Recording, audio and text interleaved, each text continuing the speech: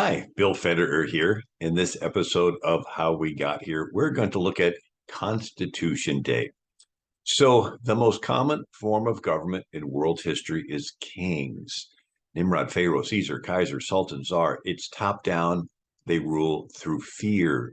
You do what the king says or he kills you. And with military advancements, kings can kill more people. So instead of Cain killing Abel with a rock, they can kill with bronze weapon, iron weapon, phalanx spear, scimitar sword, gunpowder. The weapon improves, but it's that same fallen nature of Cain killing Abel. And with technological advancements, kings can track more people. Augustus Caesar, 2 BC, wanted to have a worldwide tracking system. It was called a census. If he could have had 5G and cell phones and cameras and face recognition software, he would have used that. And so we see that kings rule top down through fear. And then as the centuries go on, they get bigger. And then the King of England had the biggest empire on planet Earth. The sun never set on the British Empire. 13 million square miles, half a billion people, India, Australia, New Zealand, Hong Kong, British Guyana, Canada, Barbados, Bermuda, Jamaica. The King of England was a globalist. He was a one world government guy with him at the top. America's founders didn't like that. They broke away and flipped it and made the people the king. The word citizen is Greek. It means co-king, right? So kings in Europe have subjects who are subjected to their will. Democracies and republics have citizens. Now, a democracy, demos means people, cracy means rule. In a democracy, every citizen had to be at every meeting every day to talk about every issue. Very time consuming, and logistically, it could not get larger than a city because you physically had to be there. A republic could get larger. A republic is where you take care of your family and your farm, and you have someone in your place that goes to the market every day. They are your representative.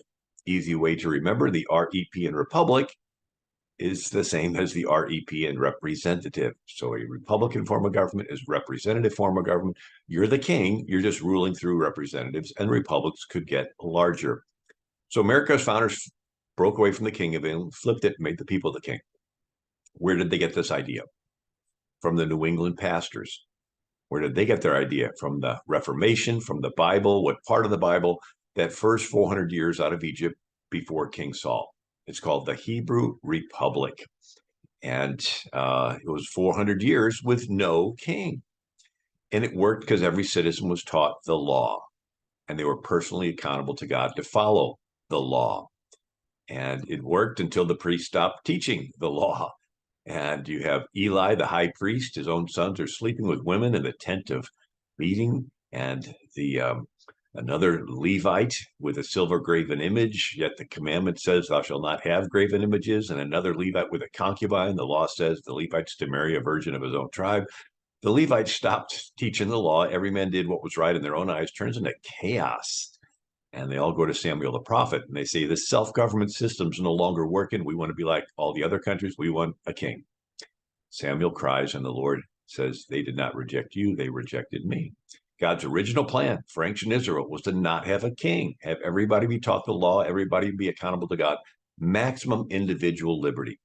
This is what these Calvinist reformers, these New England pastors look to as the model. And they took this church government of a covenant and they made it their community government of a covenant. And you had pastors in their churches founding cities. Pastor John Wheelwright in his church founded Exeter, New Hampshire. And Pastor Thomas Hooker in his church founded Hartford, Connecticut. And the Pastor Roger Williams in his church founded Providence, Rhode Island. And so we begin to see that this theological church structure influenced these pastors, influenced these communities, and it turned into our Constitution.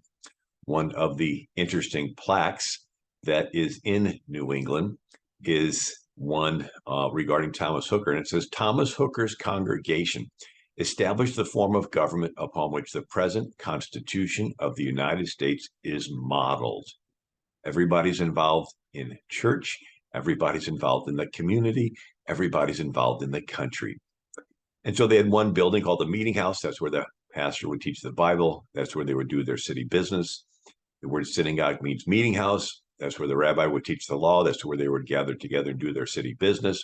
When the revolution starts, the British send over a military governor, Thomas Gage, and he outlaws meeting houses. He says democracy is too prevalent in America. He says you just follow government mandates. And so we see America is a switch from a top-down government, from a king who rules through fear, to a bottom-up form of government where it's we the people. But it's people in covenant with each other. It's like a triangle. You get blessings from God. You voluntarily share them with your neighbor because you're doing it as unto God. You get rights from God, and you're fair to your neighbor because you're accountable to God, who is not a respecter of persons.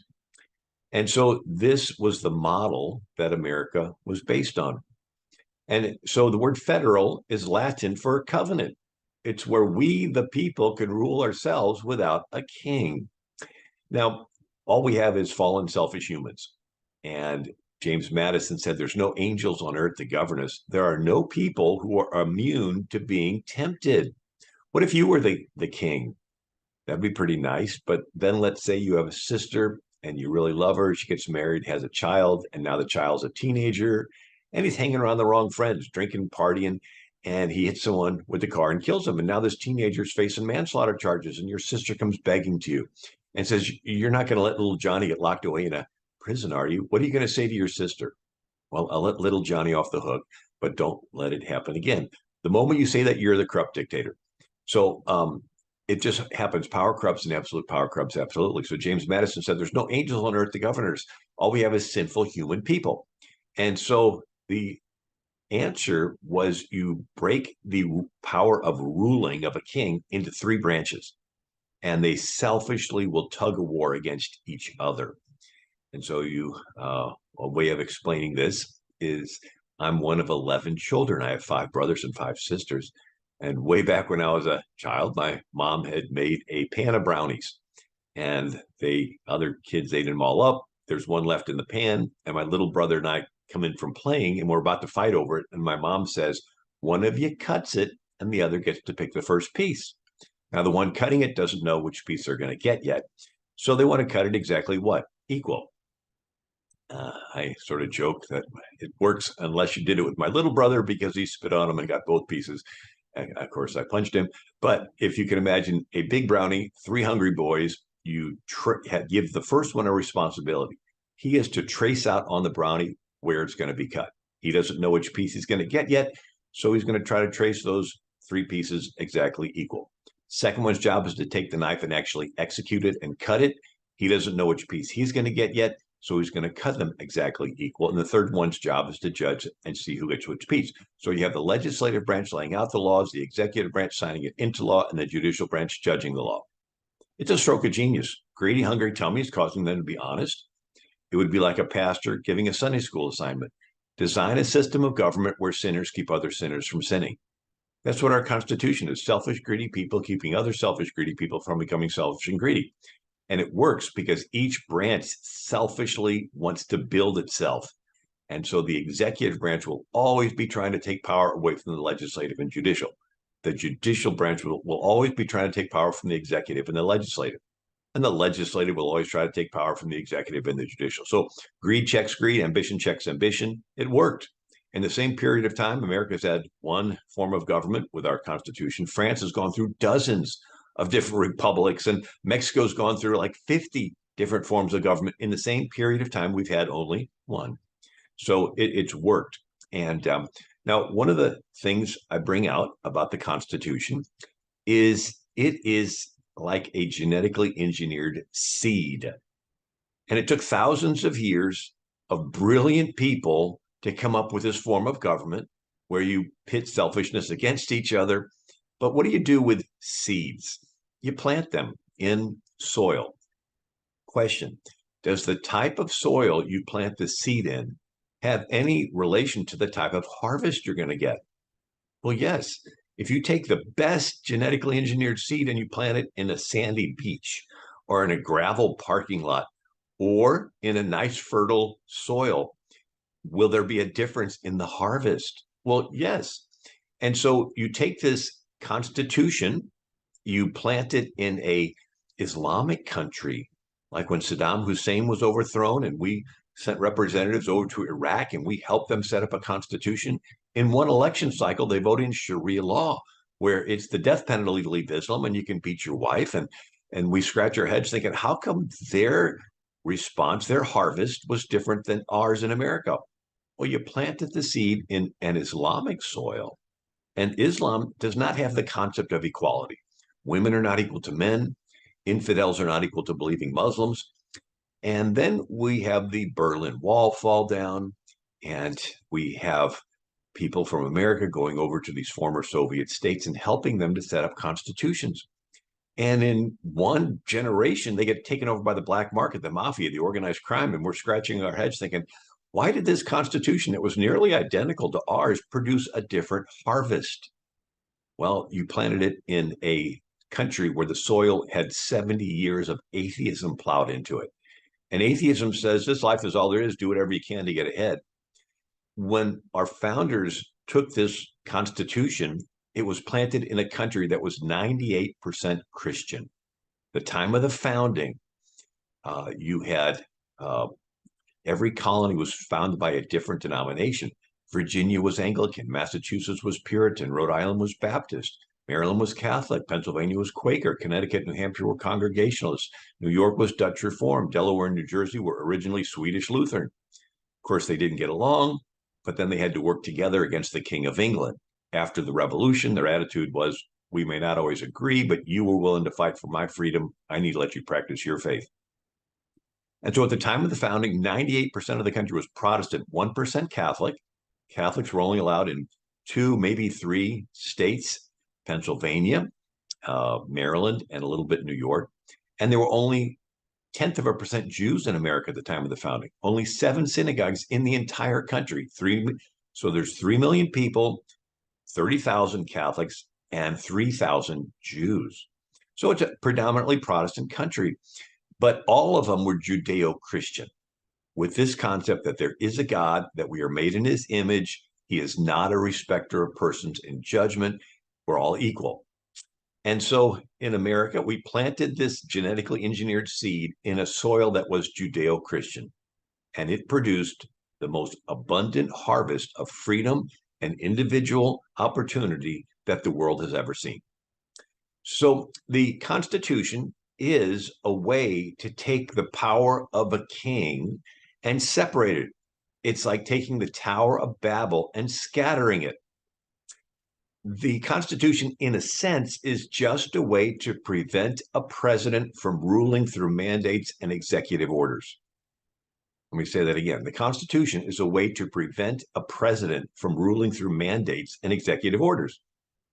And so they wanted to keep from being one man who gives an order and a mandate, and everybody in the country has to obey. They took the power of one man ruling, they broke it into 3 branches.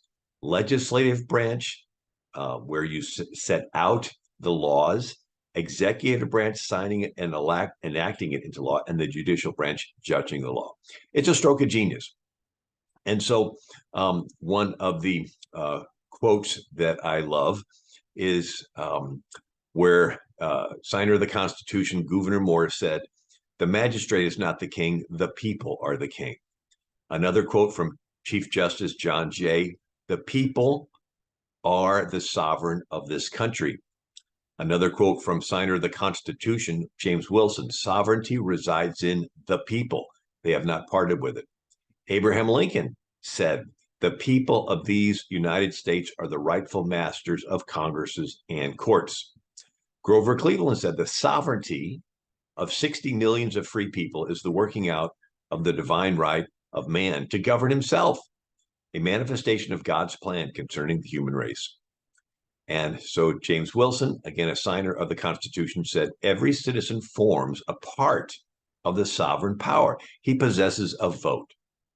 So Romans 13, it says every person must be subject to the governing authority. Well, in Europe, the governing authority was the king. But in America, who's the ultimate governing authority? It's we, the people. We're the king. The politicians are our servants. You hire them, you fire them, you vote them in, you vote them out. So when we pledge allegiance to the flag and to the republic for which it stands, we're basically pledging allegiance to us being in charge of ourselves. And so when somebody protests the flag, what they're saying is, I don't want to be the king anymore. I protest this system where I participate in ruling myself. And so this is unique in world history. Ronald Reagan said, in this country of ours took place the greatest revolution that has ever taken place in the world's history. Every other revolution simply exchanged one set of rulers for another. Here, for the first time in all the thousands of years of man's relation to man, the founding fathers established the idea that you and I had within ourselves, the God-given right and ability to determine our own destiny. And the last quote is from Chief Justice John Jay. First one, he said, all other constitutions have derived their existence from violence or accidental circumstances. In America, your lives, your liberty, and your property will be at the disposal only of your creator and yourselves. Your life, your liberty, your property, you decide what you want to do with your life. You are a king of your life with a little k, and all of us are kings, citizens of the country with a little k, and you have the voluntary opportunity of surrendering your life to Jesus, the King of Kings. Well, I hope you've enjoyed this short study on the Constitution in this episode of How We Got Here. God bless.